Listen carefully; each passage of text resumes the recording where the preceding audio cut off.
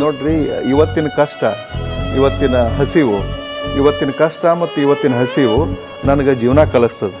ಇವತ್ತು ಕಷ್ಟ ಐತಿ, ಹಸಿವಿನಿಂದ ಬಳಲಾಕತ್ತೇನಿ ಅಂತ ಹೇಳಿ ಅದಕ್ಕೆ ಬೇರೆ ಥರ ಅದನ್ನು ಭಾವಿಸಬಾರ್ದು. ಯುವಕರಿಗೆ ಹೇಳೋದಿಷ್ಟ, ಯಾರು ಭಾಳಷ್ಟು ಕಷ್ಟಪಡ್ತಾರೋ ಅವ್ರು ಮುಂದೆ ಬರ್ತಾರೆ, ಯಾರು ಕಷ್ಟಪಡೋದಿಲ್ಲ ಅವ್ರು ಮುಂದೆ ಬರೋದಿಲ್ಲ. ಈ ಶಾರ್ಟ್ ಟರ್ಮ್ ಮೆಥಡ್ ಒಟ್ಟು ಇರೋದಿಲ್ಲ. ಯಾವತ್ತೂ ರಾಜಮಾರ್ಗದೊಳಗೆ ಹೋಗ್ಬೇಕು. ದೊಡ್ಡ ದೊಡ್ಡ ಊರಿಗೆ ಹೋಗ್ಬೇಕಂದ್ರೆ, ದೊಡ್ಡ ದೊಡ್ಡ ಮಹಲ್ಗಳಿಗೆ ಹೋಗ್ಬೇಕಂದ್ರೆ, ದೊಡ್ಡ ದೊಡ್ಡ ಅರಮನೆಗೆ ಹೋಗ್ಬೇಕಂದ್ರೆ ಅಲ್ಲಿ ಕಂಟಿದಾರಿ ಮುಳ್ದಾರಿ ಇರೋದಿಲ್ಲ. ರಾಜಮಾರ್ಗದೊಳಗೆ ನಡೆದು ಹೋಗ್ಬೇಕು. ಶಾರ್ಟ್ಕಟ್ ಏನೂ ಇರೋದಿಲ್ಲ. ಅದಕ್ಕೆ ಯಾವುದು ಶಾರ್ಟ್ಕಟ್ ವಿಚಾರ ಮಾಡಲಾರ್ದಂಗೆ ಕಷ್ಟಪಟ್ಟು ಮುಂದೆ ಬರಬೇಕು. ಮತ್ತು ಯಾವುದೇ ನೆಗೆಟಿವ್ ಥಾಟ್ ಇಟ್ಕೋಬಾರ್ದು. ಇದೇನು ಇದಾಗೋದಿಲ್ಲ ಮಾಡೋದಿಲ್ಲ ಅನ್ನುವಂಥದ್ದು ಇಟ್ಕೋಬಾರ್ದು.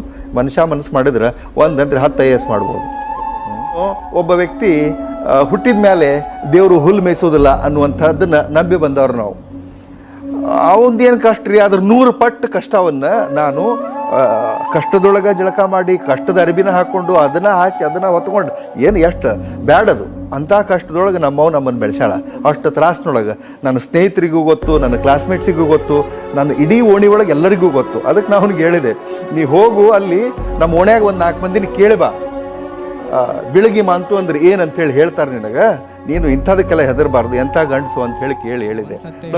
ನೀವೆಲ್ಲ ನನಗೊಂದು 2-3 ಜನ ಕೇಳಿದ್ರು ಫೋನ್ ಮಾಡಿ ಮೈಸೂರೊಳಗೆ, ಅಲ್ರಿ ಅಜ್ಜಾರ ನೀವು ಭಾಳ ಚಲೋ ಕೆಲಸ ಮಾಡಕತ್ತೀರಿ, ಮನೆ ಅಡ್ಡಾಡಿ ಚಟ ಬಿಡ್ಸಕತ್ತೀರಿ, ನಿಮ್ಗೊಂದು ಪ್ರಶ್ನೆ ಅಂತಂದ್ರೆ ಅವ್ರು ಮೈಸೂರವ್ರು. ನಾ ಕೇಳಿದೆ, ಕೇಳಿ ಅಂದೆ ನಾನು. ಅವ್ರು ಅಂದರು, ನೀವು ಮನೆಗೆ ಚಟ ಬಿಡಿಸೋ ಬದಲಿ ಸರ್ಕಾರಕ್ಕೆ ಮನವಿ ಮಾಡಿ ದಾರು ಅಂಗಡಿನೇ ಬಂದ್ ಮಾಡಿಸ್ಬಿಡ್ರಲ್ಲ ಅಂದ್ರು ಅವ್ರು. ಕರೆಕ್ಟ್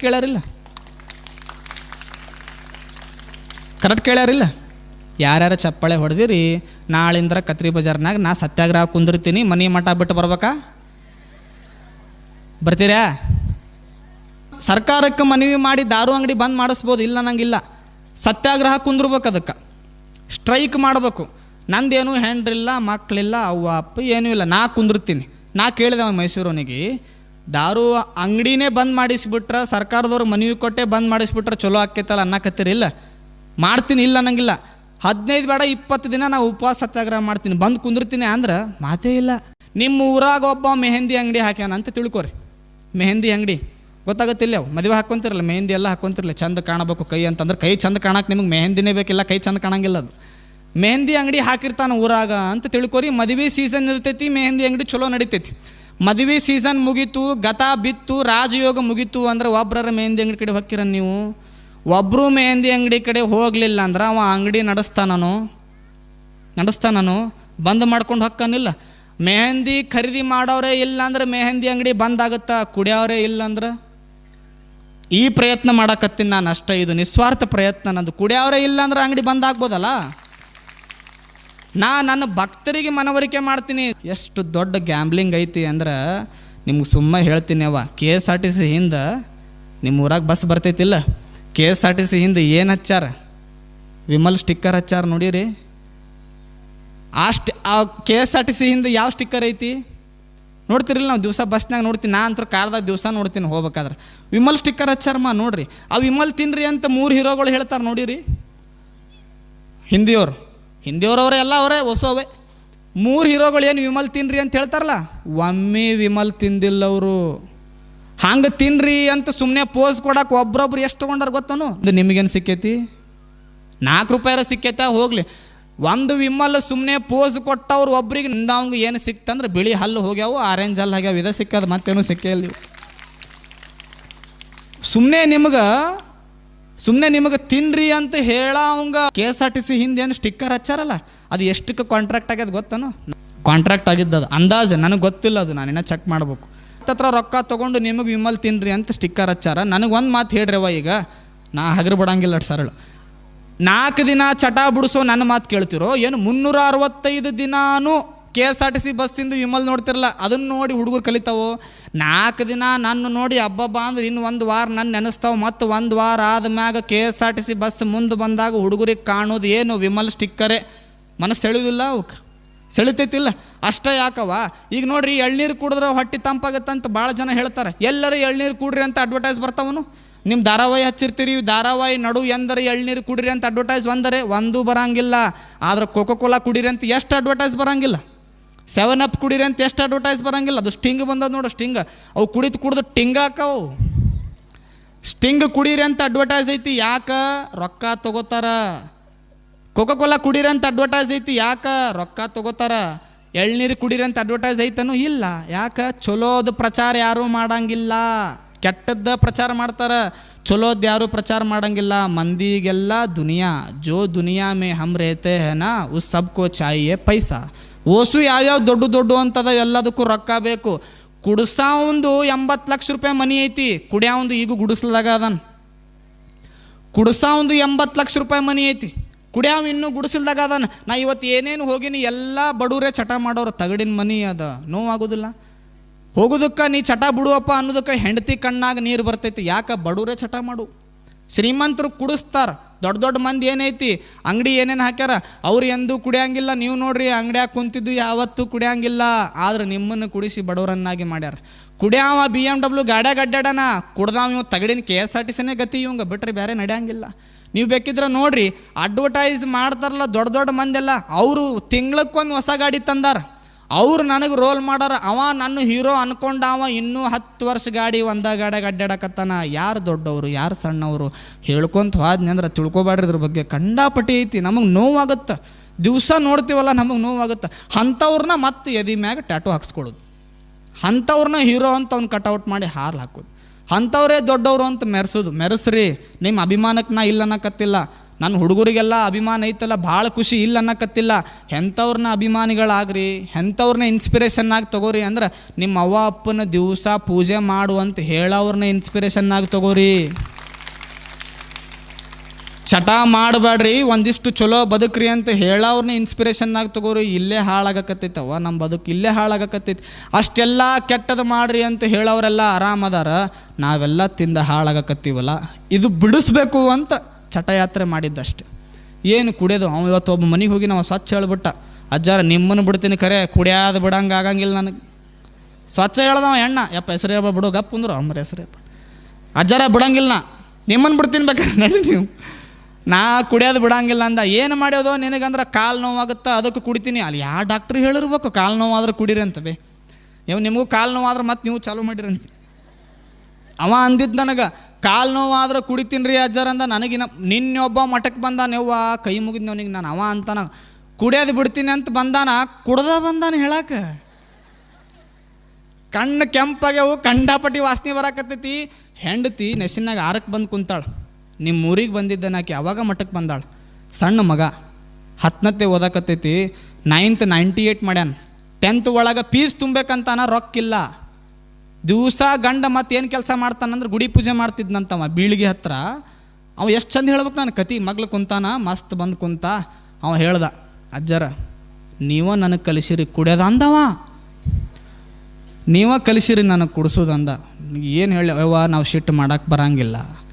ನಿಮ್ಗೆ ಹೇಳ್ತೀನಿ, ಯಾವ ಸನ್ಯಾಸಿಗಳಿಗೂ ಅಷ್ಟು ಜಲ್ದಿ ಕೋಪ ಬರಂಗಿಲ್ಲ. ಸತ್ಯ ಹೇಳ್ತೀನವ, ಒಟ್ಟ ಸಿಟ್ಟು ಬರಂಗಿಲ್ಲ. ಕರ್ರೆ ಹೇಳ್ತೀನಿ, ಒಮ್ಮೆ ಸಿಟ್ಟು ಬಂತು ಅಂದರೆ ಅದು ಕೋಪ ಇರಂಗಿಲ್ಲ ಅವ್ರಿಗೆ, ಒಟ್ಟ ಕೋಪ ಇರಂಗಿಲ್ಲ. ಆದ್ರೆ ಅದು ತಡೆ ಹಿಡ್ಕೊಂಡಿರ್ತಾರೆ 2 ವರ್ಷ 3 ವರ್ಷ 4 ವರ್ಷ. ಒಮ್ಮೆ ಸನ್ಯಾಸಿಯ ಕೋಪ ಇಡೀ ಊರನ್ನೇ ಸುಡಬಲ್ಲದು. ಅಜ್ಜರ್ಗೆ ಅದಕ್ಕೆ ಸಾಕ್ಷಿ ಅದಾರ.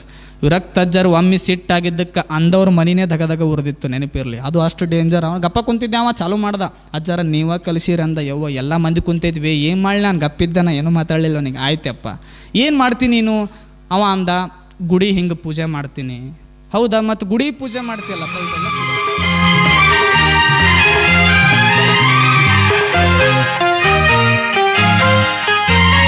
ದೇಶಭಕ್ತಿಯ ಬಿಸಿ ಬಿಸಿ ನೆತ್ತರು ಧಮನಿ ಧಮನಿಯಲಿ ತುಂಬಿರಲಿ.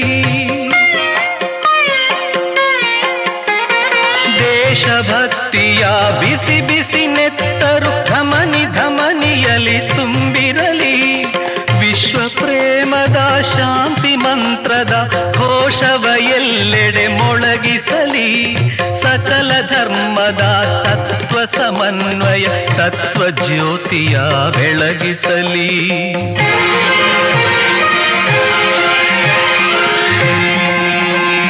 ಹಿಂದೂಸ್ತಾನವು ಎಂದೂ ಮರೆಯದ ಭಾರತ ರತ್ನವು ಜನ್ಮಿಸಲಿ.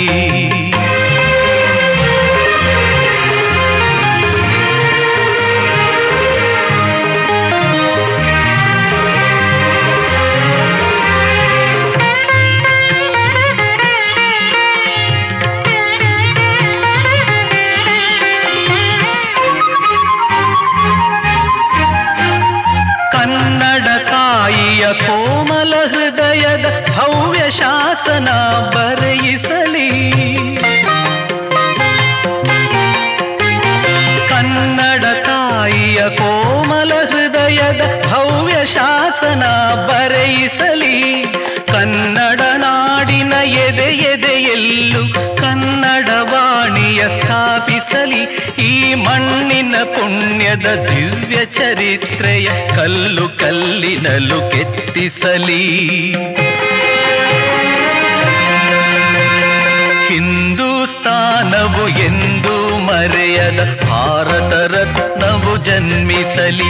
ಈ ಕನ್ನಡ ಮಾತೆಯ ಮಡಿಲಲ್ಲಿ, ಈ ಕನ್ನಡ ನುಡಿಯ ಗುಡಿಯಲ್ಲಿ. ಹಿಂದೂಸ್ತಾನವು ಎಂದೂ ಮರೆಯದ ಭಾರತ ರತ್ನವು ಜನ್ಮಿಸಲಿ. ವಂದೇ ಮಾತರಂ. ಭಾರತ ಜಗತ್ತಿಗೆ ಏನು ಕೊಡ್ತು ಅನ್ನೋ ಪ್ರಶ್ನೆಗೆ ಉತ್ತರ ಕೊಡೋದೇ ಬಹಳ ಕಷ್ಟ. ವಶಿಷ್ಠರಿಂದ ಹಿಡಿದು ಬುದ್ಧನವರೆಗೆ, ಶಂಕರರಿಂದ ಹಿಡಿದು ಅಂಬೇಡ್ಕರ್ರವರೆಗೆ ಭಾರತ ಜಗತ್ತಿಗೆ ಬದುಕೋದನ್ನು ಹೇಗೆ ಅನ್ನುವಂಥ ಸಂದೇಶವನ್ನು ಎಷ್ಟರ ಮಟ್ಟಿಗೆ ಕೊಡ್ತು ಗೊತ್ತೇನು. ಸ್ವಾಮಿ ವಿವೇಕಾನಂದರು ಯುರೋಪ್ನಲ್ಲಿ ತಿರುಗಾಡ್ತಿರುವಾಗ ಬುದ್ಧನ ಬಗ್ಗೆ ತುಂಬ ಮಾತಾಡ್ತಿದ್ರಂತೆ. ಯಾರೋ ಒಬ್ಬ ಯುರೋಪಿನ ಇತಿಹಾಸಕಾರ ಎದ್ದು ನಿಂತು ಪ್ರಶ್ನೆ ಮಾಡ್ತಾನೆ, ನೀವು ಬುದ್ಧನ ಬಗ್ಗೆ ಇಷ್ಟೆಲ್ಲ ಮಾತಾಡ್ತೀರಿ, ನಿಮ್ಮ ಬುದ್ಧ ಯುರೋಪಿಗೆ ಬಂದೇ ಇರಲಿಲ್ಲ ಯಾಕೆ ಅಂತ ಪ್ರಶ್ನಿಸಿದ. ಸ್ವಾಮೀಜಿ ಅದಕ್ಕೆ ಹೇಳಿದರು, ಬುದ್ಧ ಭಾರತದಲ್ಲಿ ತಿರುಗಾಡ್ತಿರುವಾಗ ಯುರೋಪ್ನಲ್ಲಿ ಇವತ್ತು ಬುದ್ಧಿವಂತರನ್ನಿಸ್ಕೊಂಡವರೆಲ್ಲ ಮರದ ಮೇಲೆ ಮಂಗಗಳಾಗಿ ಕುಳಿತಿದ್ರು. ಬುದ್ಧ ಬಂದಿದ್ದು ಮಾನವರಿಗೆ ಬೋಧನೆ ಮಾಡಲಿಕ್ಕೆ ಹೊರತು ಮಂಗಗಳಿಗಲ್ಲ. ಹೀಗಾಗಿ ಯುರೋಪಿಗೆ ಬರೋ ಪ್ರಮೇಯ ಬರಲಿಲ್ಲ ಅಂತ ತಮಾಷೆಗೆ ಹೇಳಿದ್ದಿರ್ಬೋದು, ಆದರೆ ವಾಸ್ತವದ ಸತ್ಯ ಕೂಡ. ಜಗತ್ತಿನ ಜನಕ್ಕೆ ಬದುಕೋದು ಹೇಗೆ ಅಂತ ಗೊತ್ತಿಲ್ಲದೆ ಹೋದಾಗಲೇ ಈ ದೇಶದ ಅನೇಕ ಸಂತರು ಶ್ರೇಷ್ಠ ಸಂಗತಿಗಳನ್ನು ಕೊಟ್ಟಿದ್ದರು. ಇವತ್ತಿಗೂ ಕೂಡ ಭಾರತ ಜಗತ್ತನ್ನು ಆ ಮೂಲಕವೇ ಆಳ್ತಾ ಇರೋದು. ಅದಕ್ಕೆ ಭಾರತವನ್ನು ವಿಶ್ವಗುರು ಅಂತ ಕರಿಬೇಕಾದಾಗ ಹೆಮ್ಮೆ ಅನಿಸುತ್ತೆ. ಏಕೆಂದರೆ ಕತ್ತಿಯಿಂದ ಬಂದೂಕಿನಿಂದ ಆಳದವರಲ್ಲ, ನಾವು ಜಗತ್ತನ್ನು ಜ್ಞಾನದ ಮೂಲಕ ಆಳದವರು. ವಿಶ್ವಶಾಂತಿ ಅನ್ನೋ ಪದಕ್ಕೆ ಪರ್ಯಾಯ ಪದ ಅಂತ ಏನಾದರೂ ಇದ್ದರೆ ಅದು ಭಾರತವೇ. ನಾವು ಯಾವ ಮಂತ್ರಗಳನ್ನಾದರೂ ಹೇಳಲಿ, ಯಾವುದೇ ಕೆಲಸವನ್ನು ಮಾಡಲಿ, ಅಂತಿಮವಾಗಿ ಶಾಂತಿ ಅನ್ನೋ ಕಲ್ಪನೆಯನ್ನು ತಂದುಕೊಳ್ಳದೆ ಬಿಡೋದೇ ಇಲ್ಲ. ಎಲ್ಲ ಕಾರ್ಯಕ್ರಮಗಳ ಕೊನೆಯಲ್ಲಿ ನಾವು ಶಾಂತಿ ಮಂತ್ರ ಹೇಳ್ತೀವಲ್ಲ, ಸರ್ವೇ ಭವಂತು ಸುಖಿನಃ, ಸರ್ವೇ ಸಂತು ನಿರಾಮಯಾಃ, ಸರ್ವೇ ಭದ್ರಾಣಿ ಪಶ್ಯಂತು, ಮಾ ಕಶ್ಚಿತ್ ದುಃಖ ಭಾಗ್ ಭವೇತ್. ಅದರ ಅರ್ಥ ಏನು ಗೊತ್ತೇನು? ಎಲ್ಲರೂ ಆರೋಗ್ಯವಾಗಿರಲಿ, ಎಲ್ಲರೂ ಸುಖವಾಗಿರಲಿ, ಎಲ್ಲರೂ ಒಳ್ಳೆಯದನ್ನು ನೋಡುವಂತಾಗಲಿ, ಯಾರಿಗೂ ದುಃಖ ಇಲ್ಲದಂತಾಗಲಿ, ಶಾಂತಿ ಎಲ್ಲೆಡೆ ನೆಲೆಸಲಿ ಅಂತ. ಹೀಗೆ ಎಲ್ಲರೂ ಚೆನ್ನಾಗಿರಲಿ ಅಂದರೆ ಅದು ಭಾರತೀಯರು ಮಾತ್ರ ಅಲ್ಲ, ಜಗತ್ತಿನ ಎಲ್ಲ ಜನಾಂಗದವರು, ಎಲ್ಲ ಜೀವಿಗಳು, ಕೊನೆಗೆ ಪಶು ಪಕ್ಷಿ ಕ್ರಿಮಿ ಕೀಟ ಎಲ್ಲವೂ ಕೂಡ ಚೆನ್ನಾಗಿರಲಿ ಅಂತ ಭಾವಿಸುವಂಥ ಶ್ರೇಷ್ಠ ಕಲ್ಪನೆ ಇತ್ತಲ್ಲ. ಅದಕ್ಕೋಸ್ಕರವೇ ಜಗತ್ತು ಭಾರತವನ್ನು ಕಂಡಾಗ ನತಮಸ್ತಕವಾಗೋದು. ಜಗತ್ತಿನ ಅತ್ಯಂತ ಶ್ರೇಷ್ಠ ವ್ಯಕ್ತಿಗಳೆಲ್ಲ ಭಾರತವನ್ನು ಕುರಿತಂತೆ ಭಾವುಕರಾಗುವ ಕಾರಣ ಏನು ಅಂತಂದರೆ, ತಾನೊಬ್ಬನೇ ಅಂತ ಹೇಳದೆ ಎಲ್ಲರನ್ನೂ ಕೊಂಡೊಯ್ಯುವಂಥ ಪ್ರಯತ್ನ ಮಾಡಬಲ್ಲಂಥ ರಾಷ್ಟ್ರ ಅದು ಭಾರತ ಮಾತ್ರ ಅನ್ನೋ ಕಾರಣಕ್ಕೆ. ಅದೇ ಕೂಡ ಭಾರತ ಕೊಟ್ಟ ಕೊಡುಗೆ ಅನನ್ಯವಾದ್ದೇ. ಎಷ್ಟರ ಮಟ್ಟಿಗೆ ಅಂತಂದರೆ, ಐನ್ಸ್ಟೀನ್ ಅನ್ನುವಂಥ ಜಗತ್ತಿನ ಶ್ರೇಷ್ಠ ವಿಜ್ಞಾನಿ ಹೇಳ್ತಾನೆ, ಭಾರತ ಅನ್ನೋ ರಾಷ್ಟ್ರ ಇಲ್ಲದೆ ಹೋಗಿದ್ದಿದ್ರೆ ಜಗತ್ತಿನಲ್ಲಿ ಯಾವ ಥರದ ಸಂಶೋಧನೆಗಳು ಆಗ್ತಿರಲಿಲ್ಲ. ಖಗೋಳವೂ ಇರಲಿಲ್ಲ, ಭೂಗೋಳವೂ ಇರಲಿಲ್ಲ. ಭಾರತ 0 ಕೊಟ್ಟಿದ್ದರಿಂದಾಗಿ ಇವತ್ತು ಜಗತ್ತಿನಲ್ಲಿ ಎಲ್ಲ ಬಗೆಯ ಸಂಶೋಧನೆಗಳು ನಡೀತವೆ ಅಂತ. ಗಣಿತ ಲೋಕದಲ್ಲಿ ನಮ್ಮ ಕೊಡುಗೆ ಅಪಾರವಾದ್ದು. ಅಷ್ಟೇ ಅಲ್ಲ, ಖಗೋಳದ ವಿಚಾರಕ್ಕೆ ಬಂದಾಗ ನಾವು ಕುಳಿತುಕೊಂಡೆ ಬರಿಯ ಗಣ್ಣಲ್ಲಿ ನೋಡಿಕೊಂಡೆ ಯಾವ್ಯಾವ ಗ್ರಹಗಳು ಎಲ್ಲೆಲ್ಲಿವೆ, ಯಾವುದ್ಯಾವುದರ ತೂಕ ಎಷ್ಟು ಅನ್ನೋದನ್ನೆಲ್ಲ ಕರಾರುವಕ್ಕಾಗಿ ಅಳತೆ ಮಾಡಿ ಹೇಳಿದ್ವಲ್ಲ, ಅದನ್ನು ಜಗತ್ತು ಅಚ್ಚರಿಯಿಂದ ನೋಡುತ್ತೆ. ಯಾವುದನ್ನು ಇವತ್ತು ವಿಜ್ಞಾನ ತಂತ್ರಜ್ಞಾನ ಅಂತ ನಾವು ಕರಿತೀವೋ ಅದು ಭಾರತಕ್ಕೆ ಯಾವುದು ಹೊಸತಾಗಿರಲಿಲ್ಲ ಅನ್ನೋದು ಇವತ್ತು ಹೊಸದಾಗಿ ಸಂಶೋಧನೆ ನಡೀತಾ ಗೊತ್ತಾಗ್ತಿದೆ. ಹೀಗಾಗಿ ಇಡೀ ಜಗತ್ತು ಇವತ್ತು ಭಾರತದ ಸುತ್ತ ಗಿರ್ಕಿ ಹೊಡೆಯುತ್ತಾ ಭಾರತ ಹೇಳಿದ್ದನ್ನು ಮತ್ತೊಮ್ಮೆ ಅಧ್ಯಯನ ಮಾಡಬೇಕು ಅನ್ನುವಂಥ ಪ್ರಯತ್ನದಲ್ಲಿ ನಿರತವಾಗಿರೋದನ್ನು ನೋಡಿದರೆ ಮತ್ತೊಮ್ಮೆ ಭಾರತ ಜಗತ್ತನ್ನು ಆಳುವ ಕಾಲ ದೂರ ಇಲ್ಲ ಅಂತ.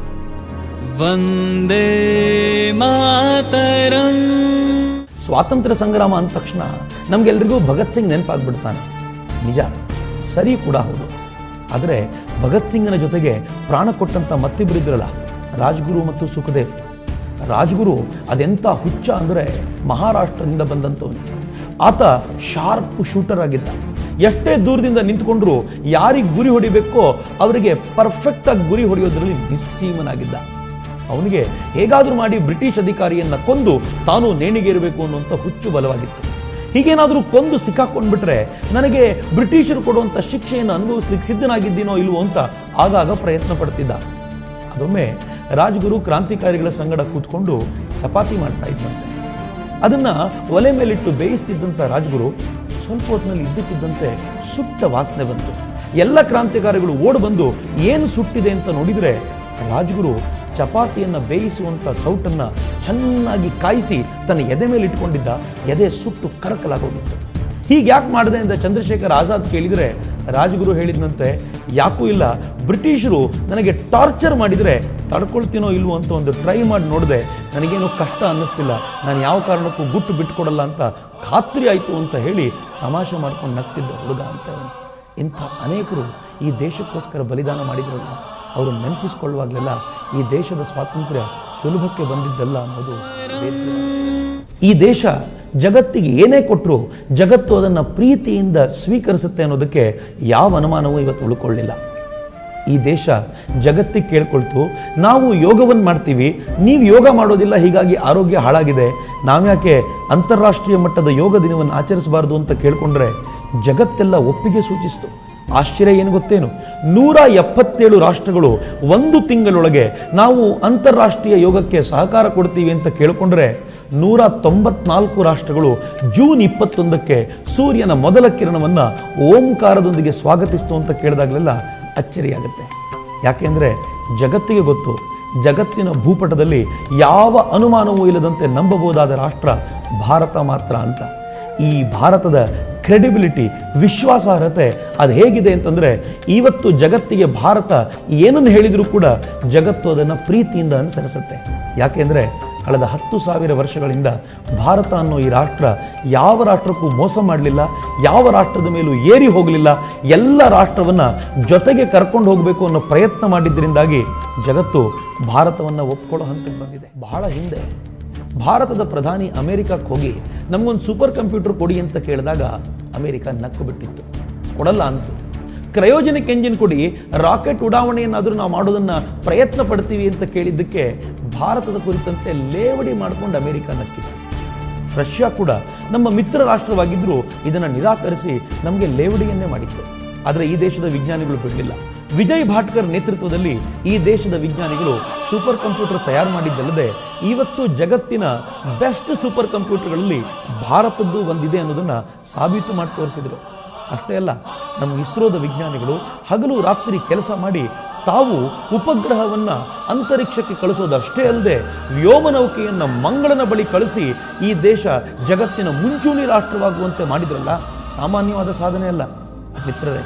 ಯಾವ ಅಮೆರಿಕ ಭಾರತಕ್ಕೆ ಕ್ರಯೋಜನಿಕ್ ಎಂಜಿನ್ ಕೊಡುವಾಗ ಲೇವಡಿ ಮಾಡಿತ್ತೋ, ಇವತ್ತು ಅದೇ ಅಮೆರಿಕ ತನ್ನ ಉಪಗ್ರಹವೊಂದನ್ನು ಭಾರತದ ನೆಲದಿಂದ ಉಡಾವಣೆ ಮಾಡಬೇಕು ಅಂತ ಕೇಳ್ಕೊಳ್ತಿದೆ ಅಂತಂದರೆ ಭಾರತದ ಸಾಧನೆ ಸಾಮಾನ್ಯ ಅಲ್ಲ ಅನ್ನೋದನ್ನು ದಯವಿಟ್ಟು ನೆನಪು. ಆ ವ್ಯೋಮ ನೌಕೆಯನ್ನು ಕಳಿಸುವಾಗ ಜಗತ್ತೆಲ್ಲ ನಕ್ಕಿತ್ತು. ಭಾರತದ ಬಳಿ ಈ ಥರದೊಂದು ಸಾಧನೆ ಸಾಧ್ಯವಾಗುತ್ತಾ ಅಂತ. ಈ ವ್ಯೋಮನೌಕೆಯ ವೈಶಿಷ್ಟ್ಯ ಏನು ಅಂತಂದರೆ, ಚೈನಾದಂಥ ಅನೇಕ ರಾಷ್ಟ್ರಗಳು ಕೂಡ ಈ ವ್ಯೋಮನೌಕೆಯನ್ನು ಕಳಿಸೋದರಲ್ಲಿ ಸೋತು ಹೋಗಿತ್ತು. ಯಾಕೆಂದರೆ ಈ ವ್ಯೋಮನೌಕೆ ಮಂಗಳನ ಅಂಗಳಕ್ಕೆ ಹೋಗುವಾಗ ಮಧ್ಯ ಒಂದು 15-20 ದಿನಗಳ ಕಾಲ ಅದನ್ನು ಟ್ರ್ಯಾಕ್ ಮಾಡಲಿಕ್ಕೆ ಸಾಧ್ಯವೇ ಆಗದಂಥ ಪರಿಸ್ಥಿತಿ ನಿರ್ಮಾಣ ಆಗ್ಬಿಡುತ್ತೆ. ಈ ದೇಶದ ವಿಜ್ಞಾನಿಗಳು ಆ ಹೊತ್ತಿನಲ್ಲೂ ಕೂಡ ಸಮುದ್ರಕ್ಕೆ 2 ಹಡಗುಗಳನ್ನು ಕಳಿಸ್ಕೊಟ್ಟು ಸಮುದ್ರದಲ್ಲಿ ನಿಂತುಕೊಂಡು ಆ ವ್ಯೋಮನೌಕೆಯನ್ನು ಟ್ರ್ಯಾಕ್ ಮಾಡಿ ವ್ಯೋಮನೌಕೆ ಮಂಗಳನ ಅಂಗಳಕ್ಕೆ ಸೇರೋದನ್ನು ಖಾತ್ರಿಪಡಿಸಿಕೊಂಡರು. ಇನ್ನೂ ಅಚ್ಚರಿಯ ಸಂಗತಿ ಏನು ಗೊತ್ತೇನು, ಈ ವ್ಯೋಮನೌಕೆಯನ್ನು ಮಂಗಳದ ಬಳಿ ಕಳಿಸುವಂಥ ಸಿನಿಮಾ ತೆಗಿಲಿಕ್ಕೆ ಅಮೆರಿಕಾದವರು ಎಷ್ಟು ಖರ್ಚು ಮಾಡಿದ್ರೋ ಹೆಚ್ಚು ಕಡಿಮೆ ಅದರ ಅರ್ಧದಷ್ಟು ಖರ್ಚಿನಲ್ಲಿ ನಾವು ನಿಜವಾಗ್ಲೂ ಒಂದು ವ್ಯೋಮನೌಕೆಯನ್ನೇ ಮಂಗಳಕ್ಕೆ ಕಳಿಸಾಗಿತ್ತು. ಲೆಕ್ಕಾಚಾರ ಹೇಗಿತ್ತು ಅಂತಂದರೆ 78 ಕಿಲೋಮೀಟರ್ ಉದ್ದಕ್ಕೂ ವ್ಯೋಮನೌಕೆ ಏನು ಸಂಚರಿಸ್ತೋ ಅದಕ್ಕೆ ನಾವು ಖರ್ಚು ಮಾಡಿರೋದನ್ನು ಲೆಕ್ಕ ಹಾಕ್ಕೊಂಡ್ರೆ ಕಿಲೋಮೀಟರ್ಗೆ 11 ರೂಪಾಯಿ ಖರ್ಚು ಮಾಡಿ ಈ ದೇಶದ ವಿಜ್ಞಾನಿಗಳು ಮಂಗಳನ ಅಂಗಳಕ್ಕೆ ವ್ಯೋಮನೌಕೆ ಕಳಿಸಿದರು. ಕಿಲೋಮೀಟರ್ಗೆ 11 ರೂಪಾಯಿಗೆ ಒಬ್ಬ ಆಟೋ ಡ್ರೈವರ್ ನಮ್ಮನ್ನು ಕರ್ಕೊಂಡು ಹೋಗ್ಲಿಕ್ಕೆ ಒಪ್ಕೊಳ್ಳಲ್ಲ. ಆದರೆ ಈ ದೇಶದ ವಿಜ್ಞಾನಿಗಳು ವ್ಯೋಮನೌಕೆಯನ್ನೇ ಮಂಗಳನ ಅಂಗಳಕ್ಕೆ ಕಳಿಸಿದ್ರಲ್ಲ, ಇದು ಭಾರತದ ಸಾಧನೆ ಅಂತ ಇಡೀ ಜಗತ್ತು ಇವತ್ತು ಭಾರತವನ್ನು ಕೊಂಡಾಡುತ್ತೆ. ಹೆಮ್ಮೆ ಪಡಬೇಕು, ಅಮೋಘವಾಗಿರುವಂಥದ್ದೇ. ಜಗತ್ತಿನಲ್ಲಿ ಮಂಗಳನ ಬಳಿ ವ್ಯೋಮನೌಕೆಯನ್ನು ಕಳಿಸಿರುವಂಥ 3 ರಾಷ್ಟ್ರಗಳಲ್ಲಿ ಇವತ್ತಿಗೂ ಒಂದು ರಾಷ್ಟ್ರ ಭಾರತ ಅನ್ನುವಂಥ ಹೆಗ್ಗಳಿಕೆ ನಮಗಿದ್ದಿದೆ. ಜಗತ್ತಿನಲ್ಲಿ ಆಟೋಮೊಬೈಲ್ ಕ್ಷೇತ್ರದಲ್ಲಿ ಮುಂಚೂಣಿಯಲ್ಲಿರುವಂಥ ನಾಡು ಭಾರತವೇ. ಜಗತ್ತಿನಲ್ಲಿ ಔಷಧ ಉದ್ಯಮದಲ್ಲೂ ನಾವು ಮುಂಚೂಣಿಯಲ್ಲಿದ್ದೀವಿ. ಜಗತ್ತಿನಲ್ಲಿ ಅತ್ಯಂತ ಹೆಚ್ಚು ಹಾಲು ಉತ್ಪಾದನೆ ಮಾಡೋ ರಾಷ್ಟ್ರ ನಮ್ಮದು. ಜಗತ್ತಿನಲ್ಲಿ ಅತ್ಯಂತ ಹೆಚ್ಚು ಧಾನ್ಯ ಉತ್ಪಾದನೆ ಮಾಡೋ 2ನೇ ರಾಷ್ಟ್ರ ನಮ್ಮದು. ಜಗತ್ನಲ್ಲಿ ಅತ್ಯಂತ ಹೆಚ್ಚು ಬಟ್ಟೆ ಉತ್ಪಾದನೆ ಮಾಡುವ 2ನೇ ರಾಷ್ಟ್ರ ನಮ್ಮದು. ಜಗತ್ನಲ್ಲಿ ಅತ್ಯಂತ ಹೆಚ್ಚು ಇಂಜಿನಿಯರ್ಗಳನ್ನು ಪ್ರೊಡ್ಯೂಸ್ ಮಾಡಿ ಜಗತ್ತಿಗೆ ಎಕ್ಸ್ಪೋರ್ಟ್ ಮಾಡ್ತಾ ಇರುವಂಥ ಜಗತ್ತಿನ ನಂಬರ್ 1 ರಾಷ್ಟ್ರ ನಮ್ಮದು. ಜಗತ್ನಲ್ಲಿ ಅತ್ಯಂತ ಹೆಚ್ಚು ಡಾಕ್ಟರ್ಗಳನ್ನು, ಡೆಂಟಲ್ ಡಾಕ್ಟರ್ಗಳನ್ನು ಪ್ರೊಡ್ಯೂಸ್ ಮಾಡ್ತಾ ಇದ್ದೀವಿ. ಅಷ್ಟೇ ಅಲ್ಲ, ಜಗತ್ನಲ್ಲಿ ಅತ್ಯಂತ ಹೆಚ್ಚು ತರುಣರನ್ನು ಹೊಂದಿಕೊಂಡು ಜಗತ್ತಿನ ತರುಣ ರಾಷ್ಟ್ರ ಅಂತ ಕರೆಸ್ಕೊಳ್ಪಡ್ತಾ ಇರೋ ರಾಷ್ಟ್ರ ಕೂಡ ಭಾರತವೇ ಆಗಿರೋದು ಹೆಮ್ಮೆಯ ಸಂಗತಿ. ನಾವಿವತ್ತು ಅನೇಕ ಸಂಗತಿಗಳಲ್ಲಿ ನಂಬರ್ 1 ಆಗಿದ್ದೀವಿ, ನಂಬರ್ 1 ಆಗ್ತಾ ಇದ್ದೀವಿ. ಇವೆಲ್ಲ ಆಗೋದಕ್ಕೆ ಇನ್ನೊಂದು ಸ್ವಲ್ಪ ಪರಿಶ್ರಮ ಹಾಕಿದರೆ ವಿಶ್ವಗುರು ಭಾರತವು ನಾವೇ ಆಗೋದರಲ್ಲಿ ಅನುಮಾನ ಇಲ್ಲ ಅಂತ ಧೈರ್ಯವಾಗಿ ಹೇಳಿ. ಸರ್ವೇಪಲ್ಲಿ ರಾಧಾಕೃಷ್ಣನ್ ಈ ರಾಷ್ಟ್ರದ ರಾಷ್ಟ್ರಪತಿ ಆದಾಗ ಈ ದೇಶದ ಶಿಕ್ಷಕರೆಲ್ಲ ಹಬ್ಬ ಆಚರಿಸಿದ್ರಂತೆ. ಒಬ್ಬ ಶಿಕ್ಷಕರು ರಾಷ್ಟ್ರಪತಿಯಾಗಿದ್ದಾರೆ ಅಂತ ಖುಷಿ ಪಟ್ಟಿದ್ರಂತೆ. ಆಗ ಓಶೋ ಅನ್ನೋಂಥ ಒಬ್ಬ ದಾರ್ಶನಿಕ ಹೇಳಿದರು, ಶಿಕ್ಷಕ ರಾಷ್ಟ್ರಪತಿ ಆದರೆ ಬಹಳ ಖುಷಿ ಪಡಬೇಕಾದ ಸಂಗತಿ ಇಲ್ಲ. ಯಾಕೆಂದರೆ ರಾಷ್ಟ್ರಪತಿ ಶಿಕ್ಷಕರಿಗಿಂತ ದೊಡ್ಡವರೇನಲ್ಲ, ರಾಷ್ಟ್ರಪತಿಯನ್ನು ನಿರ್ಮಾಣ ಮಾಡಿದ್ದು ಶಿಕ್ಷಕರು. ಹೀಗಾಗಿ ಯಾರಾದರೂ ಒಬ್ಬ ರಾಷ್ಟ್ರಪತಿ ನಾನು ಶಿಕ್ಷಕನಾಗ್ತೀನಿ ಎಂದಿದ್ದಿನ ಹಬ್ಬ ಆಚರಣೆ ಮಾಡಬೇಕು ಅಂತ ಈ ದೇಶ ಜಗತ್ತಿಗೆ ಆ ಸಂದೇಶವನ್ನು ಕೊಟ್ಟೇ ಬಿಡ್ತು. ಅಬ್ದುಲ್ ಕಲಾಂರು ಮೊದಲನೇ ಅವಧಿ ರಾಷ್ಟ್ರಪತಿಯನ್ನು ಮುಗಿಸಿ ಮುಂದೇನು ಮಾಡ್ತೀರಿ ಅಂತ ಕೇಳಿದಾಗ ನಾನು ಶಿಕ್ಷಕನಾಗ್ತೀನಿ ಅಂತ ಹೇಳಿ ಜಗತ್ತಿಗೆ ಶಿಕ್ಷಕನ ಸ್ಥಾನ ಏನು ಅನ್ನೋದನ್ನು ಮತ್ತೊಮ್ಮೆ ತೋರಿಸ್ಕೊಟ್ರು. ಜಗತ್ತು ಕೂಡ ಎಷ್ಟು ಗೌರವದಿಂದ ಅವರನ್ನು ಕಂಡಿತು ಅಂದರೆ, ಕೊನೆಯದಾಗಿ ಅಬ್ದುಲ್ ಕಲಾಂರು ದೇಹತ್ಯಾಗ ಮಾಡಿದಾಗ ಇಡೀ ಜಗತ್ತು ಒಮ್ಮೆ ಅವರಿಗೆ ಗೌರವ ತೋರಿಸುವಂಥ ವಾತಾವರಣ ನಿರ್ಮಾಣ ಆಗಿತ್ತಲ್ಲ, ಇದು ಕೂಡ ಭಾರತದ ಪಾಲಿಗೆ ಹೆಗ್ಗಳಿಕೆಯೇ ಸರಿ.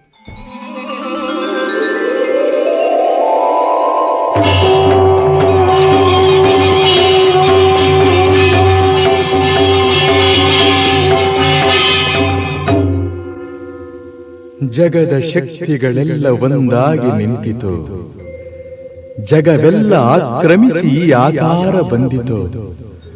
ಕರಿಮುಗಿಲೆ ಕೇಶವು, ಸೂರ್ಯ ಚಂದ್ರರ ನಯನಗಳು, ಸುಳಿವ ಮಿಂಚುಗಳೇ ನಗೆಯೋ, ಸಿಡಿಲು ಗುಡುಗುಗಳೆಲ್ಲ ನೀನಾಡೋ ನುಡಿಯೋ, ಮೇರು ಪರ್ವತವೇ ನೀ ಹಿಡಿದ ಗದೆಯೋ, ಪಾದ ಕಮಲಗಳೆರಡು ಪಾತಾಳದಲ್ಲಿವೆಯೋ, ಅಂಜನಾತನೆಯ ವೀರಾಂಜನೇಯ ಮಾರುತಿರಾಯ.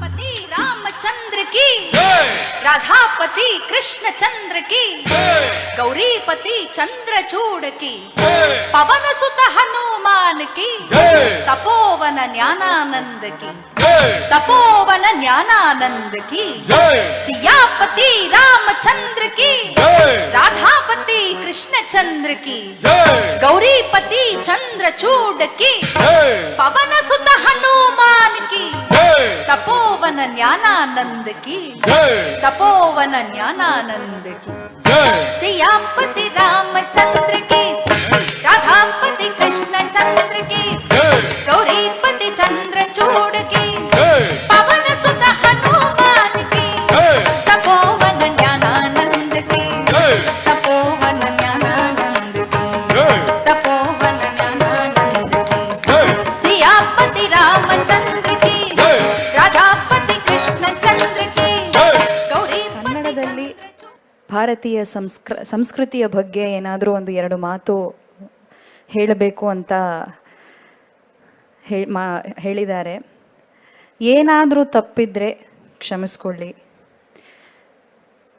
ನಾನು ತುಂಬ ಚಿಕ್ಕವಳು, ಇಲ್ಲಿ ವೇದಿಕೆ ಮೇಲಿರೋರು ಎಲ್ಲ ತುಂಬ ಹಿರಿಯರು, ಗುರುಗಳಿದ್ದಾರೆ, ಹಿರಿಯರು ಇದ್ದಾರೆ.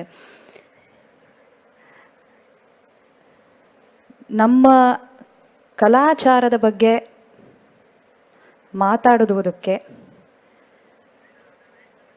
ನನ್ನ ಅಭಿಪ್ರಾಯ ಹೇಳೋದಕ್ಕೆ ನನಗೆ ಯೋಗ್ಯತೆ ಇದೆಯಾ ಅಂತ ನನಗೆ ಗೊತ್ತಿಲ್ಲ. ಆದರೂ ನಾನು ಯಾವಾಗಲೂ ನನ್ನ ಕಾರ್ಯಕ್ರಮ ಇರುವಾಗ ಈ ಒಂದು ಮಾತನ್ನು ಯಾವಾಗಲೂ ಹೇಳ್ತಾ ಇರ್ತೀನಿ.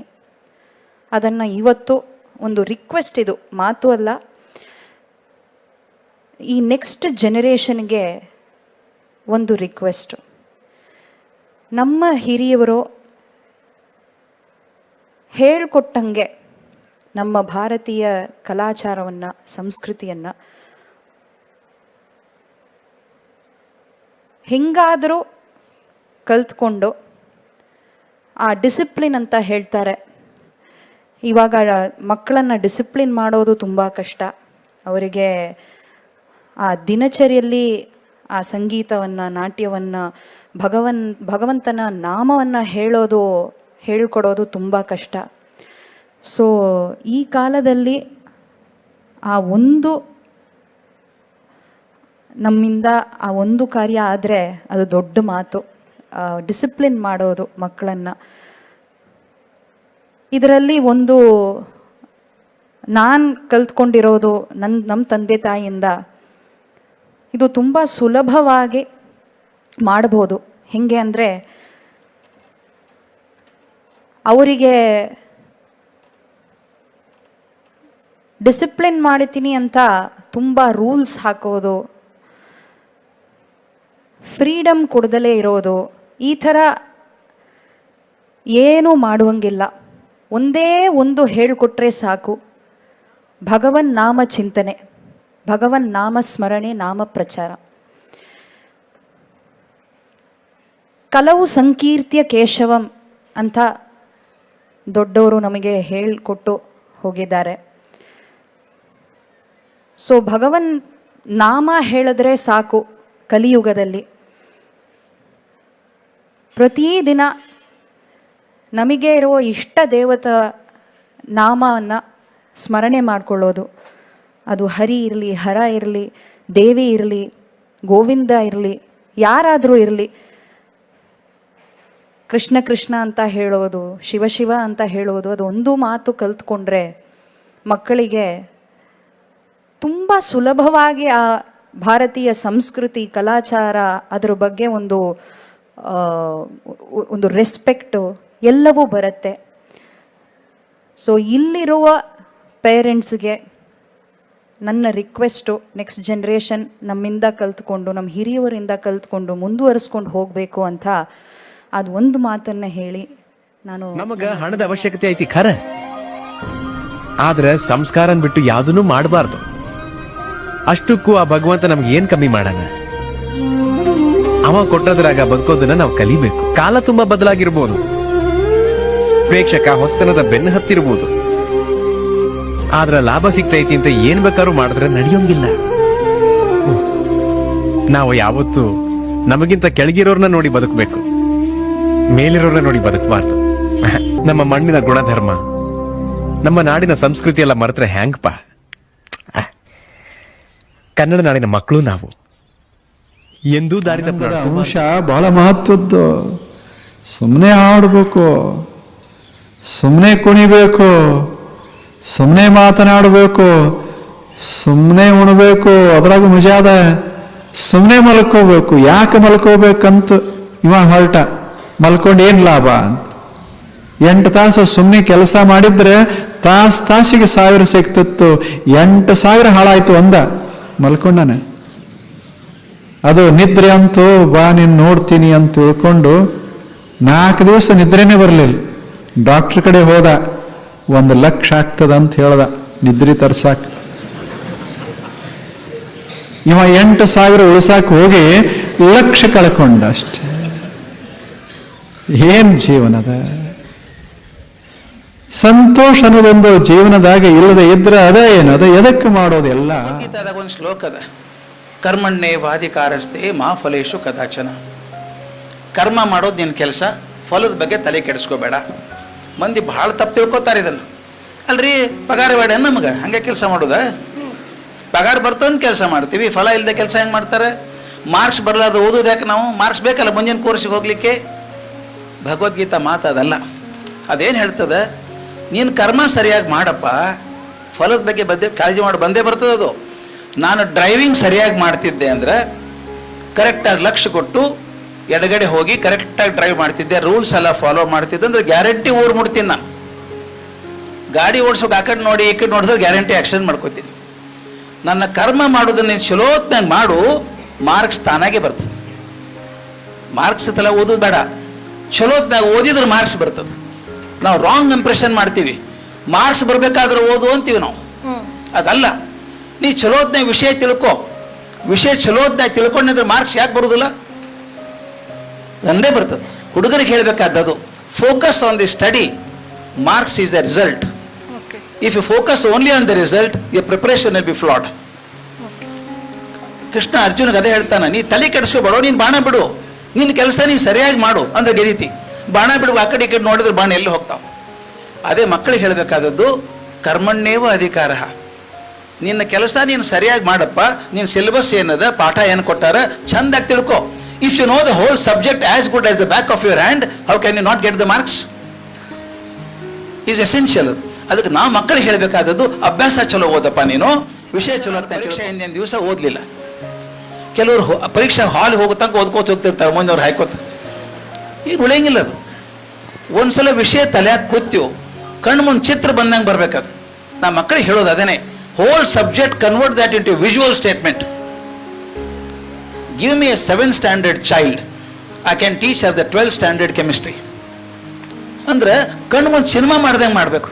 ದಯವಿಟ್ಟು ನೋಡ್ರಿ, ಒಂದು ಸಿನಿಮಾ ನೋಡಿದ್ದೆ ಅಂದ್ರೆ ಮರೀತದೆ ನಿಮಗೆ? ಮರೆಯೋದೇ ಇಲ್ಲಲ್ಲ, ಯಾಕೆ ಕಣ್ಣು ಮುಂದೆ ಚಿತ್ರ ಕೂತದ. ನಾವೇನು ಮಾಡ್ತೀವಿ, ಅದ್ರ ಟೆಕ್ಸ್ಟ್ ಮಾಡ್ತೀವಿ ಕಲಸ್ನ್ಯಾಗ. ನೀವು ವಿಷಯ ಪೂರ್ತಿ ವಿಜುವಲ್ ಮಾಡಿ ಕೂಡಿಸ್ಬಿಡ್ರಿ, ಅವರಿಗೆ ಸಿನಿಮಾ ನೋಡ್ದಂಗೆ ನೋಡ್ತಾರೆ. ಮಾರ್ಕ್ಸ್ ಯಾಕೆ ಬರೋದಿಲ್ಲ? ಅದಕ್ಕೆ ನಾ ಹೇಳೋದು, don't focus on the marks, focus on the learning of the subject thoroughly. The marks is the result of it. ಅದನ್ನೇ ಕರ್ಮಣ್ಯೇವ ಅಧಿಕಾರ ಮಾ ಫಲೇಶು, ಫಲದ ಬಗ್ಗೆ ತಲೆ ಕೆಡಿಸ್ಕೊಳ್ಳೋದು ಬೇಡ ಅಂತ ಮಾಡ್ರಿ ಮೇಡಮ್. ಮಾರ್ಕ್ಸ್ ಬೇಕು, ನಾನು ಹೇಳ್ತೀನಿ, ಆದ್ರೆ ಮಾರ್ಕ್ಸ್ಗೋಸ್ಕರ ಹೊಡೆದಾಡೋದು ಬೇಡ, ನಾಲೆಜ್ಗೋಸ್ಕರ ಹೊಡೆದಾಡೋದು. ಈಶ್ವೇಶ್ ಪದವಿ ಪೂರ್ವ ಕಾಲೇಜಿನ ವತಿಯಿಂದ ಮನ್ನಿಕುಪ್ಪೆ ಕ್ಲಸ್ಟರ್ನಲ್ಲಿ ಒಬ್ಬರು CRP ಶಿಕ್ಷಕರಾದಂಥ ಚಿತ್ತೂರೇಶ್ವರ ಆರಂಭಿಸಿದಂಥ ಮೊಬೈಲ್ ಬಿಡಿ ಪುಸ್ತಕ ನೀಡಿ ಅಭಿಯಾನವನ್ನು ರಾಜ್ಯಾದ್ಯಂತ ಏನು ಇವತ್ತು ಸದ್ದು ಮಾಡ್ತಾ ಇದೆ, ಅದು ಬಹಳ ಅಗತ್ಯವಾಗಿರ್ತಕ್ಕಂಥದ್ದು. ನಮ್ಮ ಟಾರ್ಗೆಟ್ ಸಂಸ್ಥೆಯಿಂದ ಒಟ್ಟಾರೆ 14 ಬ್ರಾಂಚ್ಗಳಲ್ಲಿ ಒಟ್ಟಾರೆ 2000 ವಿದ್ಯಾರ್ಥಿಗಳು ಇವತ್ತು ಮೊಬೈಲ್ ಬಿಡಿ ಪುಸ್ತಕ ನೀಡಿ ಜಾಥಾವನ್ನು ಹಮ್ಮಿಕೊಂಡಿದ್ದಾರೆ.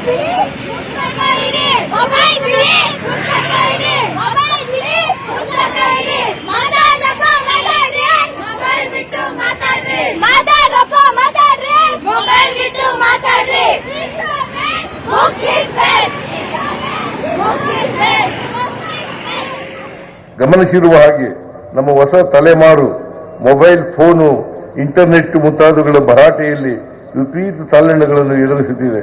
ಖಿನ್ನತೆ, ಆತಂಕ, ವಿನಾಕಾರಣ ಸಿಟ್ಟು, ದ್ವೇಷ ಮುಂತಾದ ಭಾವನೆಗಳಲ್ಲಿ ಸಿಲುಕಿ ಸಂಕಷ್ಟ ಪಡುತ್ತಿದೆ. ಈ ಸಾಮಾಜಿಕ ಸಮಸ್ಯೆಯನ್ನು ಹೋಗಲಾಡಿಸಲು ನಾವೆಲ್ಲರೂ ಸೇರಿ ಹೊಸ ದಾರಿಗಳನ್ನು ಹುಡುಕಿಕೊಳ್ಳಬೇಕಾಗಿದೆ. ಈ ನಿಟ್ಟಿನಲ್ಲಿ ನಾವು ಮೊಬೈಲ್ ಬಿಡಿ ಪುಸ್ತಕ ಹಿಡಿ ಮತ್ತು ಓದು ಕರ್ನಾಟಕ ಎಂಬ ಕಾರ್ಯಕ್ರಮವನ್ನು ರೂಪಿಸಿದ್ದೇವೆ. ಕರ್ನಾಟಕವನ್ನು ವಿದ್ಯಾರ್ಥಿಗಳಲ್ಲಿ, ಪೋಷಕರಲ್ಲಿ ಮೊಬೈಲ್ ಒಂದು ಅಂಟು ಜಾಡ್ಯದ ಹಾಗೆ ಕೆಲಸ ಮಾಡ್ತಾ ಇದೆ. ಮಕ್ಕಳು ಇವತ್ತು ಬೇಸಿಗೆಯನ್ನು ಅನುಭವಿಸ್ತಾ ಇಲ್ಲ, ಸಮುದಾಯದ ಜೊತೆ ಬೆರೀತಿಲ್ಲ, ಹಿರಿಯರ ಜೊತೆ ಕಿರಿಯರ ಜೊತೆ ಇನ್ವಾಲ್ವ್ಮೆಂಟ್ ಆಗ್ತಿಲ್ಲ. ಇದಕ್ಕೆಲ್ಲ ಕಾರಣ ಮೊಬೈಲ್ ಅನ್ನುವಂಥ ಒಂದು ದೊಡ್ಡ ಶಕ್ತಿ ಅವರನ್ನ ಏಕೀಕೇಂದ್ರೀಕರಿಸವಾಗಿ ನಿಲ್ಲಿಸ್ತಾ ಇದೆ. ಹಾಗಾಗಿ ಇವತ್ತು ನಮ್ಮ ಶಾಲಾ ಶಿಕ್ಷಣ ಇಲಾಖೆ ರಾಮನಗರ ತಾಲೂಕು ಬನ್ನಿಕುಪ್ಪೆ B ಕ್ಲಸ್ಟರ್ ವ್ಯಾಪ್ತಿಯ 15 ಶಾಲೆಗಳಲ್ಲಿ ಇಡೀ ರಾಜ್ಯವೇ ಮೆಚ್ಚುವ ಹಾಗೆ ಮೊಬೈಲ್ ಬಿಡಿ ಪುಸ್ತಕ ಇಡಿ ಕಾರ್ಯಕ್ರಮವನ್ನು ನಮ್ಮೆಲ್ಲ ಗುರುಗಳ, ಗುರುಮಾತೆಯರ, ಪೋಷಕರ, ಸಮುದಾಯದ ಎಲ್ಲ ನಮ್ಮ ಹಿತೈಷಿಗಳ ಸಹಕಾರದಿಂದ ಮಾಡ್ತಾ ಇದ್ದೀವಿ. ಮೊಬೈಲ್ನಲ್ಲಿ ಯಾವುದನ್ನ ನೋಡಬೇಕು, ಯಾವುದನ್ನ ನೋಡಬಾರ್ದು ಅನ್ನುವ ಎಚ್ಚರಿಕೆ ಇಲ್ಲದೇ ಮಕ್ಕಳು ಬಳಸ್ತಿರುವ ರೀತಿ. ಮೊಬೈಲ್ ಬಿಡಿ ಪುಸ್ತಕ ಹಿಡಿ, ಇದರ ಅರ್ಥ ಮೊಬೈಲ್ ಬಳಸುವ ಪ್ರಮಾಣ. ಲಗಾಮು ದೇವರ ಕೈಲಿ ನಾವೇನ್ ಮಾಡೋಣ, ಎಲ್ಲಾರು ಮುಖ ಮುಚ್ಕೊಂಡ್ ಡ್ರಾಮಾ ಆಡೋಣ. ನಮ್ಮ ಕ್ಲಾಸ್ ಆದ್ರೂ ಪರವಾಗಿಲ್ಲ. ಇವತ್ತು ಸಮಾಜದಲ್ಲಿ ಹೆಲ್ಮೆಟ್ ಹಾಕ್ತೆ ಎಷ್ಟೋ ಜನ ಬಿದ್ದು ಅವ್ರು ಹೆಚ್ಚು ಕಡಿಮೆ ಮಾಡ್ಕೊಳ್ಳೋದು ಅಲ್ಲದೆ ಅವ್ರ ಮನೆಯವನ್ನೆಲ್ಲ ಬೀದಿ ಪಾಲ್ ಮಾಡಿದ್ದಾರೆ. ಹೆಲ್ಮೆಟ್ ಹಾಕೊಳ್ಳದೆ ಇದ್ರೆ ಯಾವುದೇ ಕಾರಣಕ್ಕೂ ಪೆಟ್ರೋಲ್ ಹಾಕಲ್ಲ ಸರ್. ಈ ಆಂದೋಲನ ಇಲ್ಲಿಂದಲೇ ಶುರುವಾಗ್ಲಿ.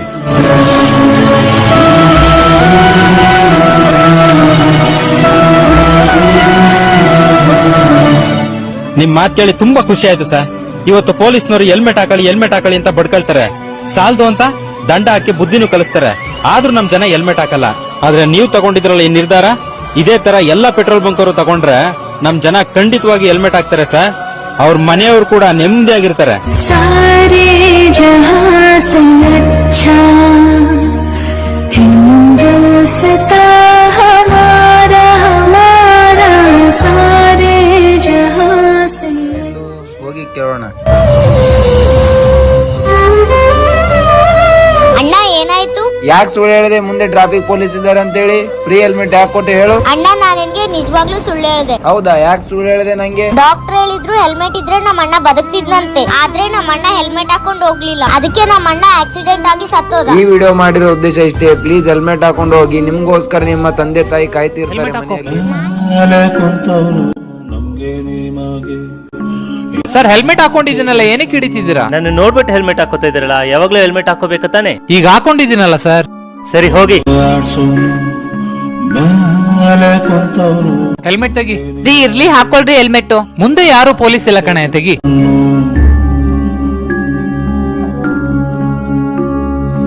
ಲಗಾಮು ದೇವರ ಕೈಲಿ ನಾವೇನ್ ಮಾಡೋಣ, ಎಲ್ಲಾರು ಮುಖ ಮುಚ್ಕೊಂಡ್ ಡ್ರಾಮಾ ಆಡೋಣ, ಗೊಂಬೆ ಆಡ್ಸು. ತಿದ್ದಿ ತೀಡಿ ಪದ ಹಿಂಗ ಬರದ ನಿಮ್ ಮುಂದಾಡೆ ಬರಿ, ತಪ್ಪು ತಡಿ ಇದ್ದರ ಮಾಪಿ ಮಾಡಿ ಕ್ಷಮ ಮಾಡರಿ, ಮಾಪಿ ಕ್ಷಮ ಮಾಡರಿ. ನಿಮ್ಮ ಪುಣ್ಯದಿಂದ ಬಂದ ತುತ್ತ ಅನ್ನ ಉಂತೆವರಿ, ಕೈ ಮುಗಿತೇವ ನಮ್ಮ ಚಾನಲ್ಲಿಗೆ ಸಬ್ಸ್ಕ್ರೈಬ್ ಆಗರಿ. ಸದಾ